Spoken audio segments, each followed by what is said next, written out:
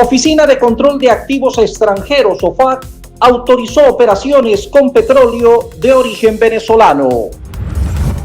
Estados Unidos viola el derecho internacional, destaca el gobierno chino, y pide que cesen acciones que socavan la paz y la estabilidad mundial. El presidente de Colombia, Gustavo Petro, rechazó la amenaza militar de Estados Unidos contra la región y manifestó que ningún país de América debe vivir lo que ocurrió en Venezuela el pasado 3 de enero. La Fuerza Armada Nacional Bolivariana y organismos de seguridad ciudadana juraron lealtad a la presidenta encargada Delcy Rodríguez como comandante en jefe. Presidenta encargada de Venezuela, Delcy Rodríguez, anunció avances en la relación con Estados Unidos e informó el desbloqueo de recursos para hospitales, electricidad, industria gasífera y otros sectores clave del país. Surge nueva estrella criolla en las grandes ligas. Referato femenino venezolano en la CONMEBOL Sub-20 y la Champions tiene ya sus primeros 8 clasificados. Y al cierre de esta edición, el Parlamento francés aprobó un proyecto de ley que podría prohibir el acceso de los menores de 15 años a las redes sociales.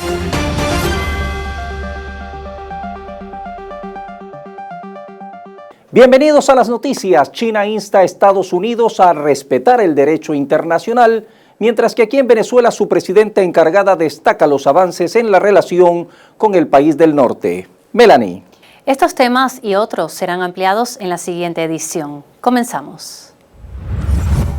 China instó a Estados Unidos el pasado 29 de enero a dejar de violar el derecho internacional y a cesar las acciones que socavan la paz y la estabilidad mundial. Entre otros temas, la Cancillería china pidió levantar de inmediato el bloqueo y las sanciones impuestas contra Cuba, a la que dijo continuará brindando apoyo en la medida de lo posible. Denunció una vez más el ataque a Venezuela, que terminó con el secuestro del presidente Nicolás Maduro y su esposa Cilia Flores. A esto se suma la armada frente a las costas de Irán y las continuas amenazas a la soberanía de Groenlandia, todas ellas, según el vocero Yuo Gyakun, violatorias del derecho internacional. El presidente de Colombia, Gustavo Petro, reiteró su rechazo a la amenaza militar de Estados Unidos en la región. Él dijo que no se quiere misiles sobre ningún país de América, como ocurrió contra Venezuela el pasado 3 de enero, y advirtió que el bombardeo a Caracas es una herida histórica que quedará grabada en la memoria de generaciones. No queremos misiles sobre Caracas, no, ni sobre ningún país de América. Ni al norte ni al sur.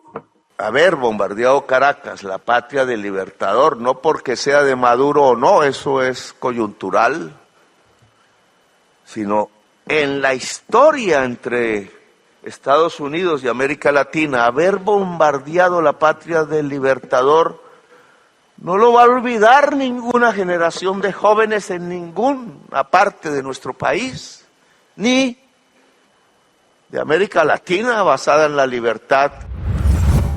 Un tribunal federal de apelaciones dictaminó el 28 de enero que la administración Trump actuó ilegalmente al terminar las protecciones legales para cientos de miles de venezolanos y haitianos que trabajan y viven en los Estados Unidos. El fallo alude a consecuencias reales y significativas para los afectados, dictaminando además que la Secretaría de Seguridad Nacional, Kristi Noem, había excedido su autoridad cuando puso fin al estatus de protección temporal o TPS.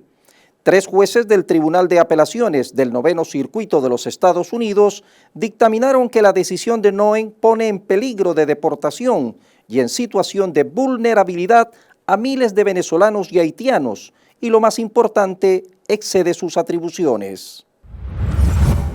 El presidente de Brasil, Luis Ignacio Lula da Silva, ha vuelto a pronunciarse con dureza sobre la agresión militar de Estados Unidos contra Venezuela y el secuestro del presidente Nicolás Maduro. El mandatario, que se declaró indignado por lo sucedido, alertó sobre el avance del unilateralismo en el mundo, una amenaza que dice busca imponer la ley del más fuerte. Estamos viviendo un momento muy crítico en la política mundial. El multilateralismo se está desbancando en favor del unilateralismo. Se está imponiendo la ley del más fuerte. No aceptamos volver a ser una colonia para que alguien quiera mandarnos. Honestamente, me indigno todas las noches por lo que pasó en Venezuela. No lo puedo creer. Maduro sabía que habían 15.000 soldados estadounidenses en el Mar Caribe.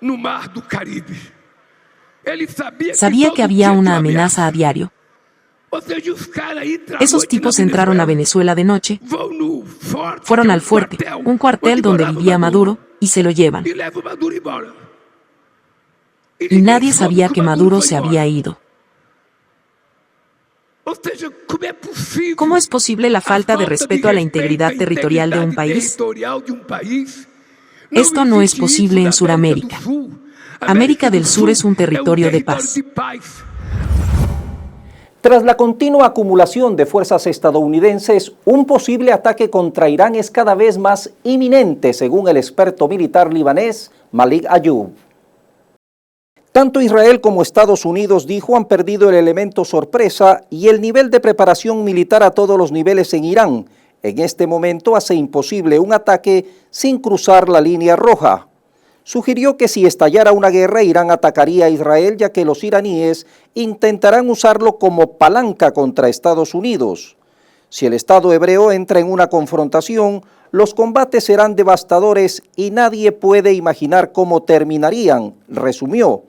En sus palabras, el mandatario de Estados Unidos, Donald Trump, cometió un grave error al fomentar la inestabilidad, lo que permitió a los servicios de seguridad iraníes desmantelar cientos de redes que operaban al interior del país.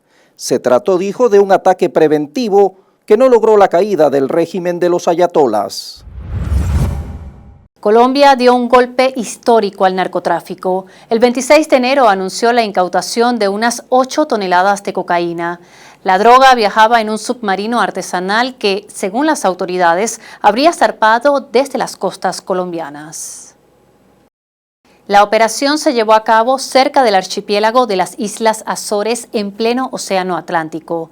Estamos hablando de una de las mayores incautaciones en la historia del país.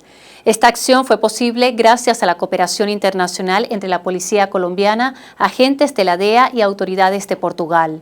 En el operativo fueron detenidas 4 personas y desde Colombia aseguran que este golpe afecta de manera significativa a las estructuras criminales dedicadas al tráfico internacional de estupefacientes.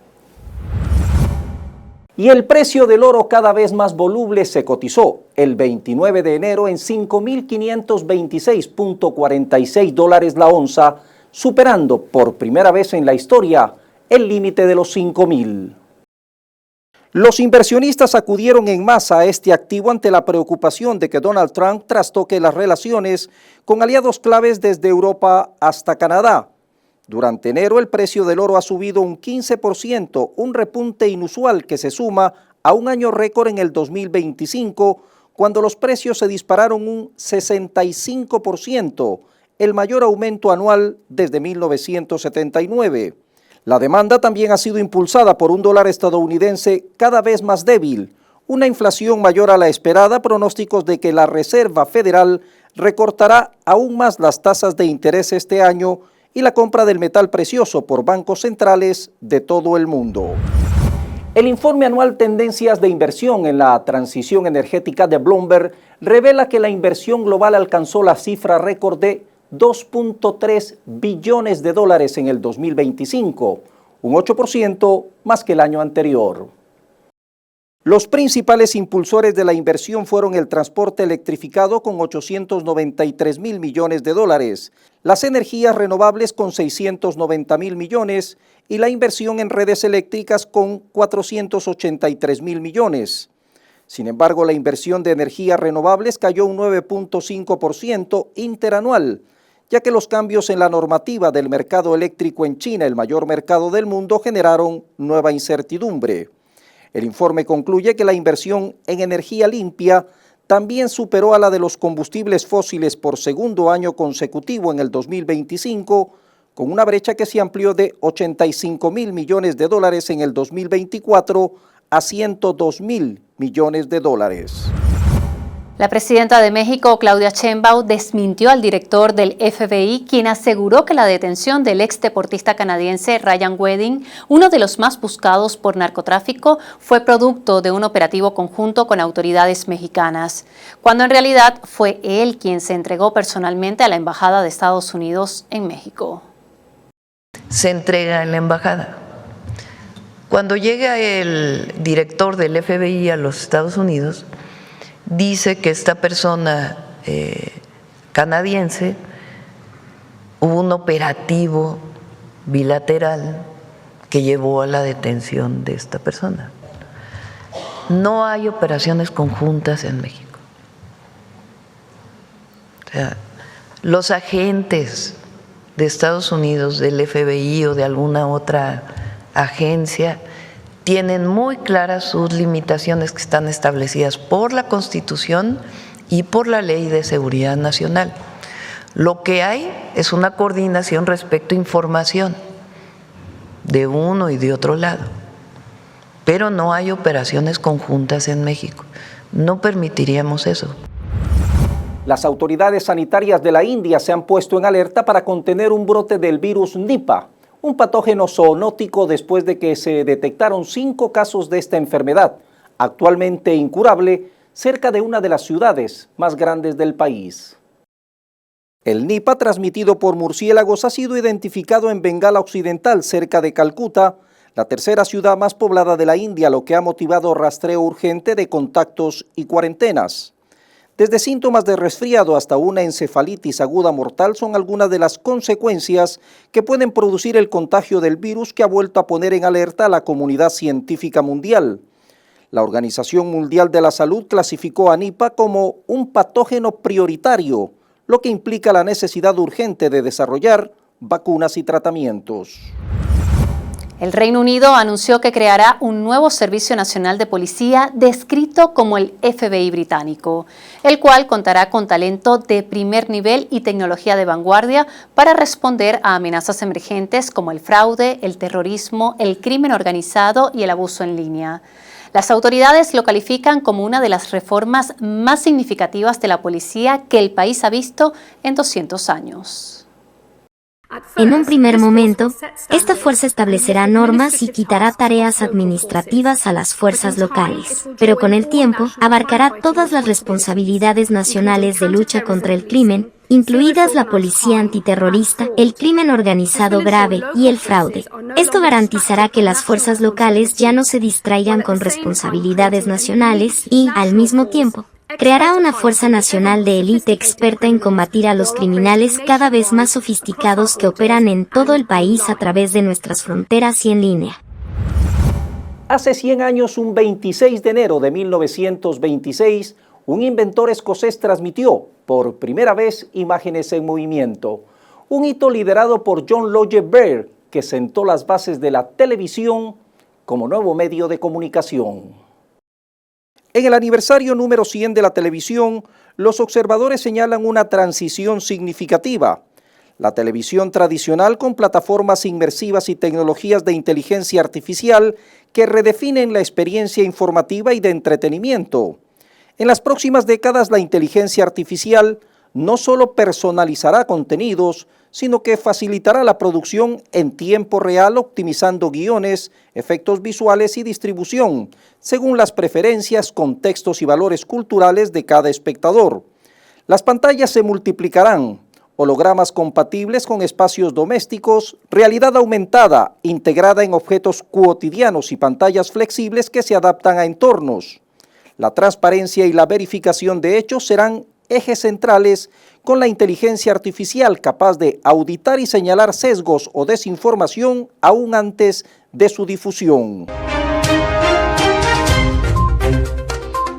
Un juez federal estadounidense ordenó a Todd Lyons, director de Inmigración de Aduanas ICE por sus siglas en inglés, comparecer ante el tribunal para explicar por qué no debería ser declarado en desacato al incumplir múltiples órdenes judiciales. La disposición refleja la escalada de tensiones entre las autoridades federales de inmigración y el Poder Judicial. En medio de las denuncias de fraude electoral, el conservador Nasri Asfura, de 67 años, asumió el 27 de enero como nuevo presidente de Honduras para el periodo 2026-2030. En su discurso de investidura, señaló como prioridades la reducción del aparato gubernamental, la descentralización de la gobernanza y una mayor eficiencia en el gasto presupuestario. El denominado reloj del juicio final se ha movido a 85 segundos para la medianoche este 26 de enero, el más cercano de la historia debido a las crecientes amenazas de las armas nucleares, el cambio climático y la desinformación. El boletín de los científicos atómicos, que estableció el reloj metafórico al comienzo de la Guerra Fría, movió su hora a 85 segundos para el final, 4 segundos más cerca que hace un año. Un deslizamiento de tierra de gran magnitud que se extendió por 4 kilómetros tras varios días de intensas lluvias provocó el colapso de viviendas, oficinas y locales comerciales en la localidad de Misemi, en la isla italiana de Sicilia, siendo declarada zona catastrófica. El hecho registrado el 25 de enero obligó a evacuar a más de 1.500 personas de las áreas de riesgo y no se descarta que la cifra continúe aumentando. Hasta ahora no se han reportado muertos ni heridos. En Colombia, una encuesta de Ecoanalítica para el diario El Tiempo realizada el 25 de enero sitúa al senador izquierdista Iván Cepeda del Pacto Histórico como el líder de la carrera presidencial colombiana con un 33.6% de intención de voto. En segundo lugar aparece el abogado Abelardo de la Espriela, quien alcanza un 18.2% de apoyo. Aunque el aspirante conservador se mantiene como el principal opositor, los datos sugieren que no ha logrado acortar la distancia frente a Cepeda de cara a los comicios del 31 de mayo. Al menos 73 personas perdieron la vida como consecuencia de las fuertes nevadas que azotan a Estados Unidos desde el pasado 23 de enero.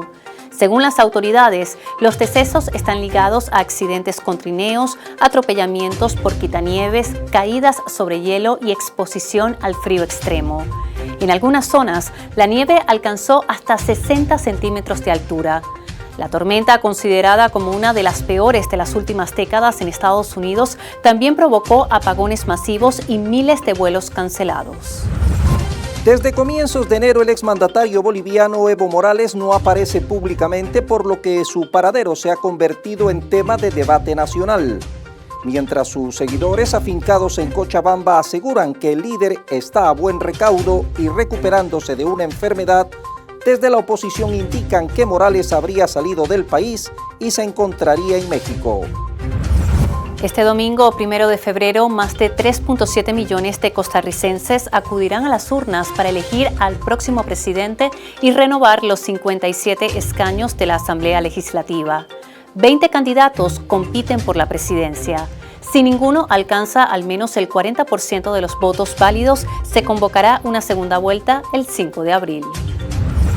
El primer ministro eslovaco Robert Fico calificó como un suicidio energético la decisión de la Unión Europea de prohibir las importaciones de gas ruso.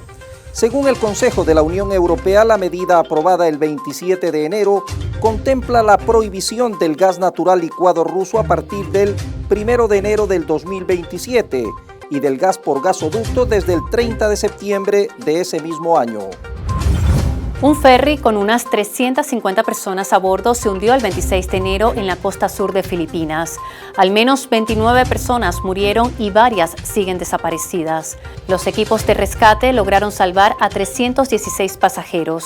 La causa del accidente aún se investiga, aunque se reporta que las aguas estaban agitadas en la zona al momento del hundimiento. Los dos últimos pandas gigantes que se encontraban en Japón regresaron el 27 de enero a China desde Tokio, poniendo fin a lo que se calificó como la diplomacia de los pandas 5 décadas después. La pareja Xia Xiao y Lei Lei llegaron a Chengdu antes de ser enviados al centro de conservación, donde serán sometidos a cuarentena. Ambos nacieron en 2021, su madre Xin Xin y su padre Ri Ri fueron devueltos a China en septiembre de 2024, en tanto que su hermana mayor, la famosa Shan Shan, retornó en febrero del 2023. La Fuerza Armada Nacional Bolivariana y los organismos de seguridad ciudadana ejecutaron el 28 de enero un acto de lealtad, reconocimiento y juramento a la presidenta encargada de Venezuela, Delcy Rodríguez, como comandante en jefe. Durante el acto que se realizó en la Universidad Militar Bolivariana de Venezuela, la presidenta encargada recibió las insignias como comandante en jefe del estamento armado. Durante la rendición de honores, el vicepresidente sectorial de Defensa y Soberanía y ministro para la Defensa, Vladimir Padrino López, destacó que le corresponde asumir las atribuciones como presidenta encargada de la República Bolivariana de Venezuela, incluyendo la de comandante en jefe de la Fuerza Armada Bolivariana. Por su parte, la presidenta encargada destacó que asume los desafíos de la conducción del país en su conflicto más grande en los últimos 200 años, cargada de la fuerza del pueblo de Venezuela. La presidenta encargada de Venezuela, Delcy Rodríguez, habló sobre el avance en la relación con Estados Unidos.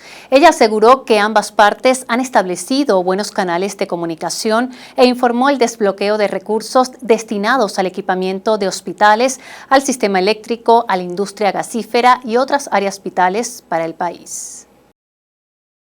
Yo reafirmo lo que ha dicho el presidente Donald Trump, que hemos establecido canales de comunicación de respeto y de cortesía, tanto con el presidente de los Estados Unidos como con el secretario Rubio, con quien estamos estableciendo una agenda de trabajo.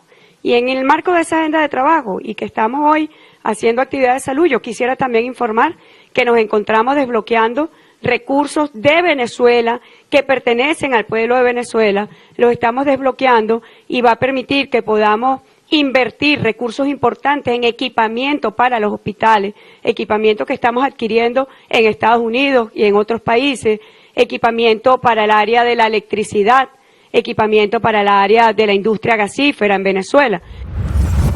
Diosdado Cabello, ministro del Poder Popular para Relaciones Interiores, Justicia y Paz y secretario general del Partido Socialista Unido de Venezuela, PSUV, destacó que el país tiene actualmente tres tareas fundamentales.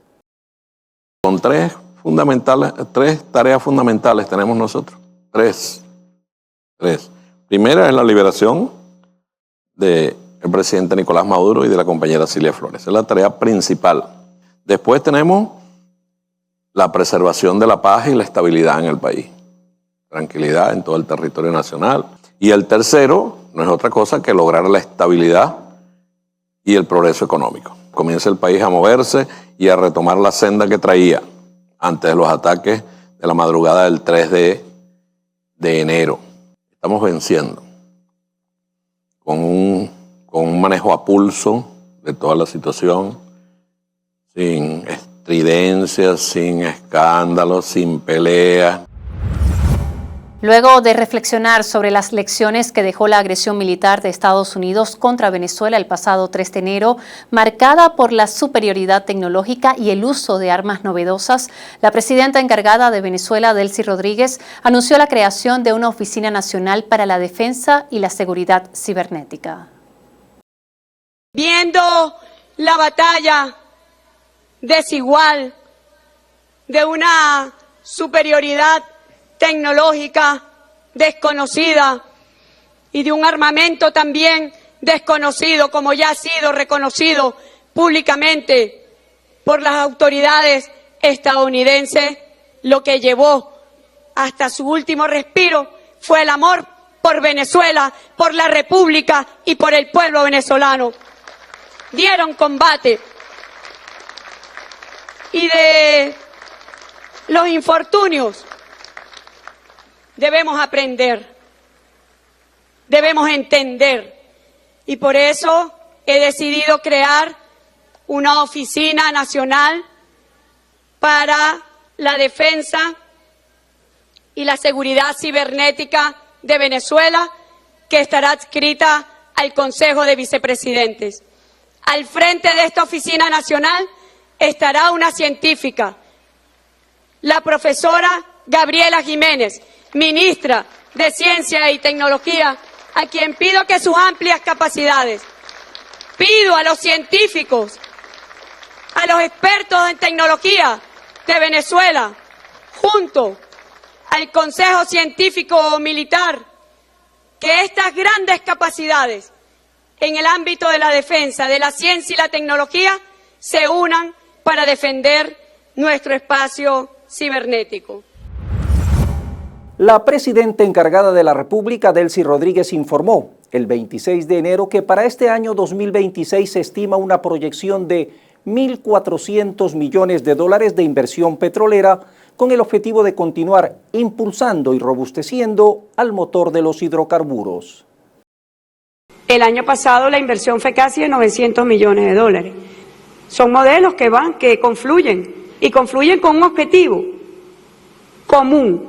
Tenemos que pasar de ser el país con las reservas más grandes de petróleo del planeta a ser un gigante productor. Que Venezuela sea un gigante al lado de Rusia, de Estados Unidos, de Arabia Saudita. La historia a veces nos empuja, pero la historia nos obliga. Y tenemos hoy una obligación con el país, que es garantizar el futuro, garantizar la felicidad social y económica del pueblo venezolano. La Oficina de Control de Activos Extranjeros, OFAC, emitió el 30 de enero la licencia general 46 para autorizar operaciones con petróleo de origen venezolano bajo el régimen de sanciones. La autorización cubre actividades ordinariamente incidentales y necesarias para levantar, exportar, vender, almacenar, comercializar, comprar, entregar o transportar crudo venezolano con condiciones contractuales y restricciones por terceros países. La autorización aplica incluso cuando las operaciones involucren al gobierno de Venezuela, a Petróleos de Venezuela PDVSA o a entidades donde PDVSA tenga directa o indirectamente el 50% o más de participación. La Asamblea Nacional sancionó este 29 de enero la reforma parcial de la Ley Orgánica de Hidrocarburos. El objeto es regular todo lo relativo a la exploración, extracción, recolección, transporte, almacenamiento, procesamiento, mejoramiento, refinación, industrialización, comercialización, conservación y aprovechamiento integral de los hidrocarburos. La norma está apegada a los principios de la soberanía energética, el dominio público de los yacimientos, la maximización progresiva de la renta, así como la protección ambiental. El presidente de Estados Unidos, Donald Trump, anunció el 29 de enero que pronto se reabrirá el espacio aéreo comercial sobre Venezuela. El anuncio llega tras una conversación telefónica con la presidenta encargada de la Nación Bolivariana, Delcy Rodríguez. El mandatario estadounidense agradeció el liderazgo de Venezuela y destacó que las relaciones entre ambos países han sido sólidas y muy buenas. Yo quiero informar que el día de hoy recibí una llamada del presidente de los Estados Unidos, Donald Trump, y de su secretario de Estado, Marco Rubio, donde se informa que en el marco de la agenda de trabajo de la cual hemos conversado y hablado, estamos dando pasos importantes. Y estamos hablando de que cesen las restricciones en el espacio aéreo comercial de Venezuela. Que vengan todas las aerolíneas que tengan que venir. Que vengan los inversionistas que tengan que venir. La presidenta encargada de la República, Delcy Rodríguez, anunció el 28 de enero que en un lapso de 100 días deberá estar listo el nuevo plan de defensa de la nación que será presentado al país. Solicitó de la Fuerza Armada Nacional Bolivariana y los cuerpos de seguridad ciudadana la máxima colaboración y el mejor desempeño con el fin de generar lineamientos claros del nuevo sistema defensivo nacional. El diputado de la Asamblea Nacional, Nicolás Maduro Guerra, aseguró que el presidente Nicolás Maduro y la primera dama Cilia Flores se encuentran en buen estado de salud. El presidente está bien, está fuerte, está animado, confiando en sus comunas, confiando en su pueblo. Es el mensaje literal que nos envía. El alto representante en Venezuela de la empresa estadounidense petrolera Chevron, Mariano Vela, aseguró el 27 de enero que están preparados para continuar aportando su experiencia en el manejo de las operaciones con innovación tecnológica, trabajo arduo y la tarea de crear un sector petrolero y de gas mucho más competitivo. Más de 800 personas han sido excarceladas en Venezuela, de acuerdo con datos oficiales. Aquí no hay ninguna lista que haya propuesto una ONG, pero ellos le quieren cobrar a los familiares. Son unos mafiosos, unos extorsionadores. Nosotros no nos reunimos con ninguna ONG para esto. Hay una revisión que se viene haciendo y yo, mira, te puedo decir que al día de hoy, antes de diciembre y ahora van 808 excarcelaciones. El diputado Nicolás Maduro Guerra ratificó el 27 de enero su respaldo absoluto al presidente Nicolás Maduro Moros y a la primera combatiente Cilia Flores. El parlamentario destacó la fortaleza espiritual y la unidad del país y aseguró estar confiado en el retorno de la pareja presidencial. Esto se logrará, dijo, con cohesión social, única vía para el restablecimiento del orden y la tranquilidad. En los próximos días iniciará en Venezuela un plan especial para atender a pacientes con enfermedades cardiovasculares y a quienes requieran cirugías de catarata. Vamos a iniciar probablemente aquí en el Hospital Universitario de Caracas, que tiene una capacidad instalada para atender a nuestros pacientes que requieran o bien marcapaso o bien la realización de algún cateterismo, la realización del mismo. Vamos también a evaluar la colocación de lentes intraoculares en la realización de la cura de catarata. Un buque petrolero fretado por Trafigura zarpó el 25 de enero desde Venezuela hacia Luisiana, constituyéndose en la primera carga que va directamente a Estados Unidos como parte del acuerdo de suministro de 50 millones de barriles acordado entre Caracas y Washington. Según los datos, el Gloria Maris con bandera de Liberia transporta 1 millón de barriles y es el primero que zarpa desde que se inició el acuerdo, según los documentos de carga. Surge una nueva estrella criolla en las grandes ligas. El referato venezolano femenino está en la CONMEBOL Sub-20 y la Champions League tiene ya sus primeros 8 clasificados.